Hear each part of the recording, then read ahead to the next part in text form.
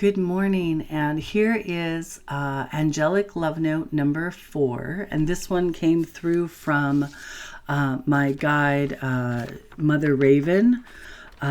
She comes through as part of my First Nations heritage, and this is what she was talking about this morning. It is in the talking, sharing, and co-creating that the magic happens, and because earlier I had this insight that I had this message for myself that I get more messages and more insights and ahas when I am doing readings or when I'm with people in conversation. She's like, stop trying to do it on your own because that's not where the magic is. And then she went on to say this for the collective. The ahas occur and co-creation begins when in conversation. It is groups that have the strongest pull for energy. And I've had this message before that it's in when we're in groups, there's this it's not just doubled when there's two people, it's tripled. It's exponentially more powerful than the number of people. This is the magic key, the pull for energy to flow. It's like we have a stronger magnetic pull for information or connection to spirit when we're in a group. This is the magic key.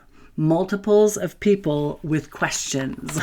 I love that. She's like, you need questions. You need to have that desire for answers. This is why places where people gather to worship, to pray, or cry for help hold the strongest and most powerful energy. It's like when you go to visit, even though I'm not religious, if I go to a church, I can feel there's this other energy to it. And it's because this is a place where people pray.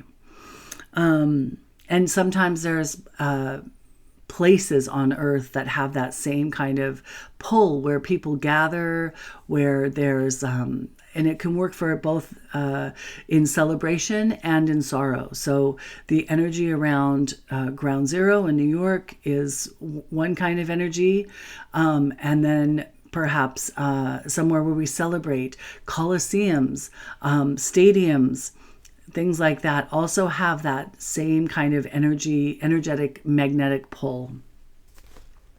The step missing for most, however, is the pause. The deep breath after the cry. There is required a shift in focus in order to receive the answer. And that message has come through strongly again and again, is that we cannot get the answer from the same place where we ask the question. It's not possible because we're focusing on the question or we're focusing on the desire rather than leaving space or pause for the answer to drop in, because that's where it's going to come from. It's not going to come from here. It's going to drop in out of the ethers, but we need to be in a different vibrational place to receive the answer than we are when we ask the question.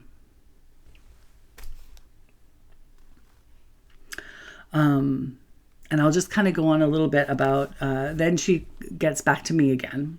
It says, that is your job with your client, and this is for many of us.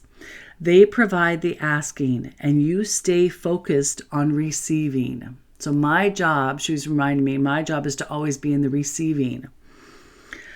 Sometimes during a session, they may only disentangle from the crisis or question once or twice. That's the client or whoever I'm talking with. But hold the intention that the answer will come through again and again for them when they are relaxed and ready. So even though during a session that often happens, because I'm not emotionally attached to the question. It's their question or your question, not mine. But she's reminding me for me to stay in the vibration of receiving an answer and to hold the intention that the client or the other person will receive more, like a bigger answer than just the words I say when they're in a receiving mode themselves, which is ideal because, like I always suggest people record it, because you're going to get more out of it later when you're not in the question vibration. Oh, I love that. Yeah, yeah.